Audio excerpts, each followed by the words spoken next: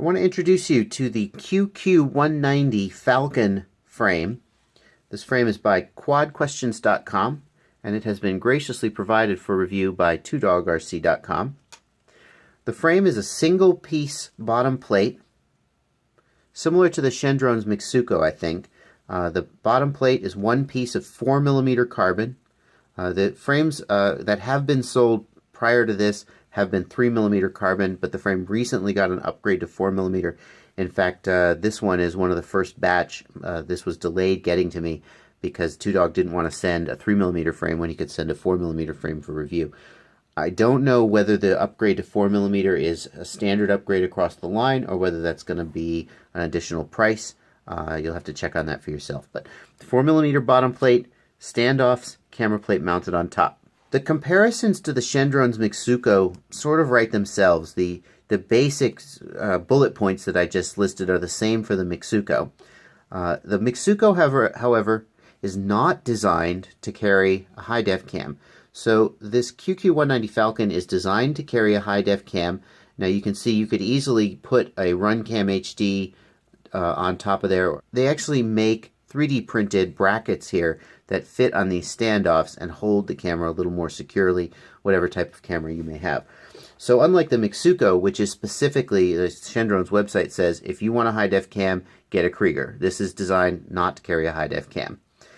So this one is designed and intended to carry a high-def cam. Sure, you can slap a high-def cam on a Mixuko. Of course, you could do it, but it is nice that that's part of the design intent of this frame. This frame has a very clever mechanism for adjusting the camera up tilt. You can see that in the back here there are these two standoffs. Those standoffs actually slide in this crescent-shaped slot, and if you just loosen the screws, the camera can move to the desired angle, and then you just tighten them down.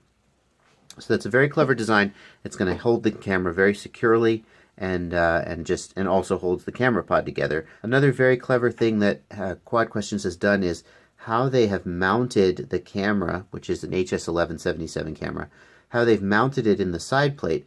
This is a 0.3mm screw with a 1.5mm head, and instead of rely on the camera's studs, if you will, to fit in here, and you remember from my review of the FPV model X210 frame that I didn't like the fit up here, that the camera was kind of loose in this hole. You install this screw in the camera, and then the screw fits perfectly in this hole, and everything is wonderful. The camera is snug, secure, it can easily move when it needs to, and then get tightened down, and you're good to go. So the overall level of detail, of fit up, the frame is clearly made to a good standard in terms of the precision and tolerances.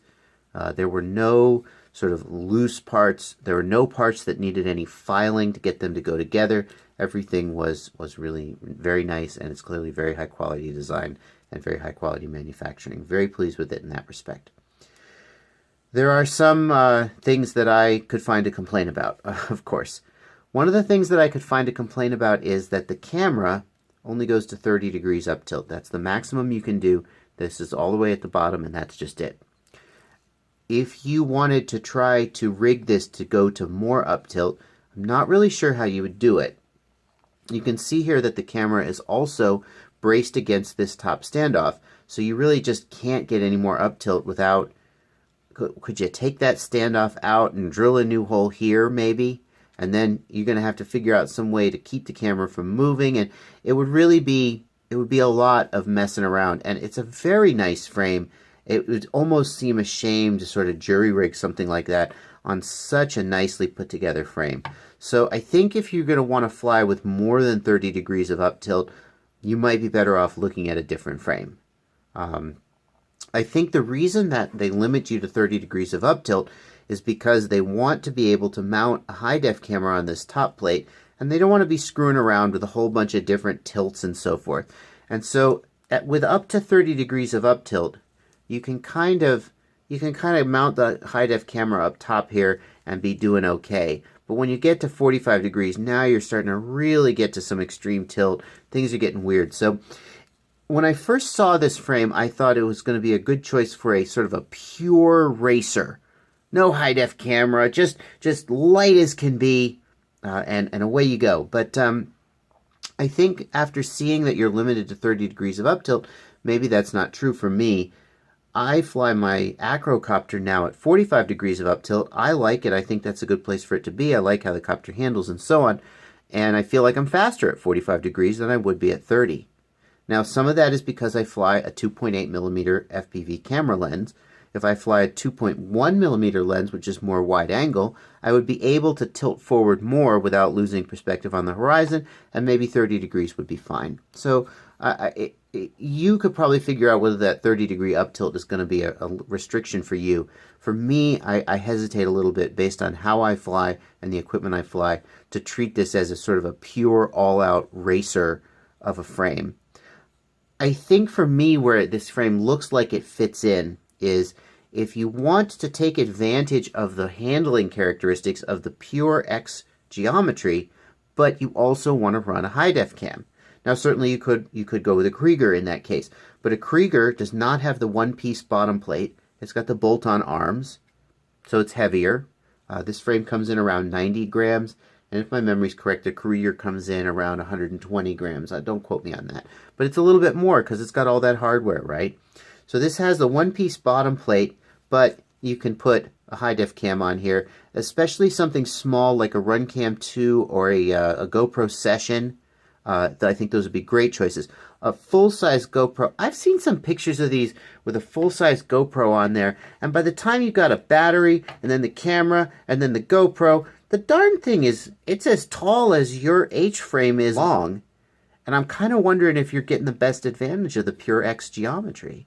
I mean, with an H-frame, the copter is long, and it's got that long the mass is spread out on that axis, and it affects the handling. Well, with this one, if you take and you build it up, you've got that same mass spread out, and it's going to affect the handling just on the roll and the pitch axis instead of the yaw and the pitch axis.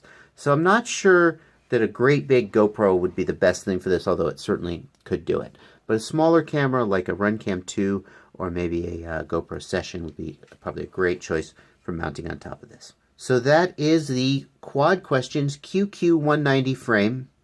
I'm going to also have a build-up video for the frame so you can see how it goes together. And then a little bit later, I may put some electronics on it and show it to you in flight.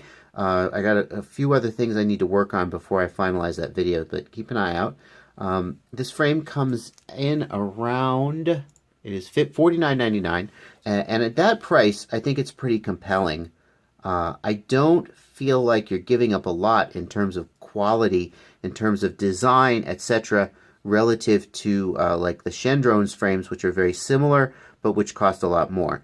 It's very good. If you're willing to deal with the little idiosyncrasies, like only being able to do 30 degrees of camera up tilt, for example, then I think this frame could be a very good choice. We'll see how it flies, but similar to what I did with the X-Racer F303, I really feel like we're at a point where we know how a frame like this is probably going to fly. I don't think there's going to be any real surprises here. If you were to hand a pilot a Krieger and a Mitsuko and this frame and blind and ask them to fly it, I think they might have a hard time telling the difference. So I think the real distinction for frames like this is the quality of the components, which is good, and then the fundamental design choices and the way it goes together, which now you have a perspective on. You watch the build video, you'll have a little bit of a deeper perspective, and you can decide for yourself. There you go. Thank you for watching, and as always, happy flying.